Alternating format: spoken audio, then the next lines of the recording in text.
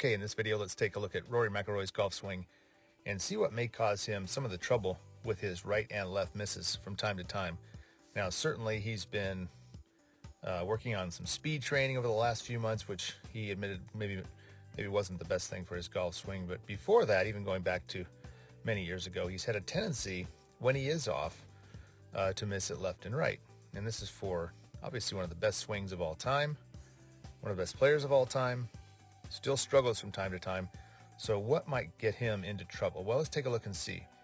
If we see the movement basically of his body tends to have a shift to it in the start, where he'll start to move laterally back behind the ball. And sometimes he goes more than others, depends on how fast he's swinging. But when there is excessive movement with the hips to the right and even the body, then of course they'll have to slide back this way, which compromises the plane, especially for an iron shot. Now, when he gets this body moving back to the right on some of these shots, it just depends on how much he moves forward as to how much underneath the plane he might get. Now, when he's hitting a driver and he has the club working more on an upward path coming through, that sort of movement where he might move back a little and through, which would end up throwing his head backward, would aid him in hitting some bomb drives down there, as long as it isn't excessive.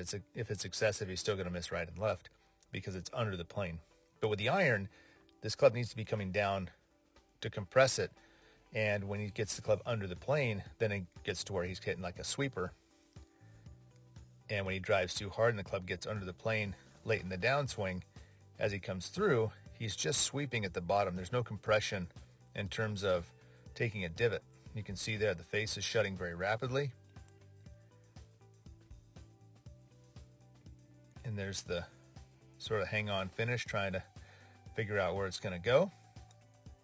Most of those shots are going to miss left, because when you fire super hard and the club is under the plane at this point right here, now it starts swinging. It gets too low to the ground back in this area, swings out toward the ball, and now it doesn't hit the turf, but it is closing rapidly, and that hits the ball to the left. If we compare that to Jack Nicklaus's golf swing, and we can watch how centered he is with his turn. When you have a very centered rotation, if you watch these hips, that right hip of his is not moving back this direction. He is simply turning in the barrel, as they've always called it. And then that allows him to find the low point of his arc much easier without moving around. Now, like I said, for McIlroy, he sometimes shifts his upper body, he sometimes shifts the hips. It can all be moving back to the right, and then that leads to an excessive slam the other way, which gets him under the swing plane. With Nicklaus, club goes up. Look at those hips turning straight around. And if you really struggle with trying to figure out the consistency of your strike, start watching the very center of the body and watch what's happening with your golf swing. If you're doing video, try to get those hips turning right in the circle there. And the more centered your rotation, the better. If we look back at his older golf swing before sort of working out a whole lot, I think his posture was a little more natural looking. I think his belt line set a little more natural, a little more neutral. I think looks like very good posture here. Not too angular. I think sometimes he might look a little too angular. Once again, he's unbelievably great, so to be critical is very hard to do.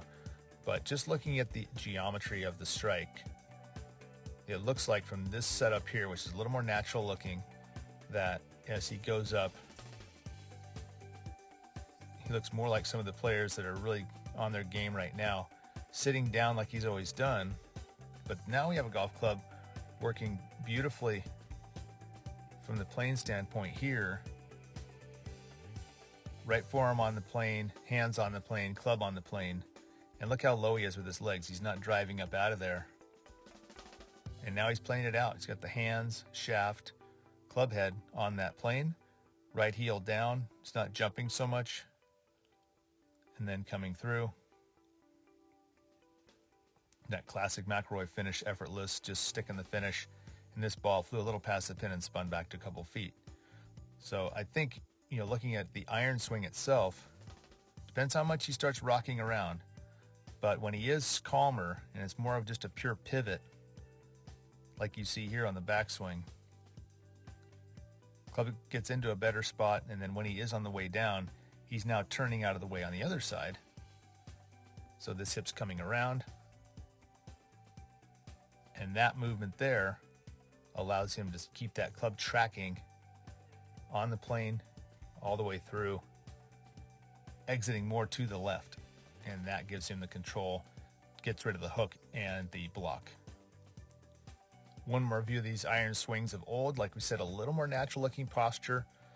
Still good posture, but just a little softer, not quite as angular. Less tension, I think it looks like to me in the swing. Beautiful swing going back. Turning up on a great plane. Does the sit down move, which he's so good at. But he's going to stay in there. Watch the footwork. Those hands right back on the plane again, clearing out, right foot completely down.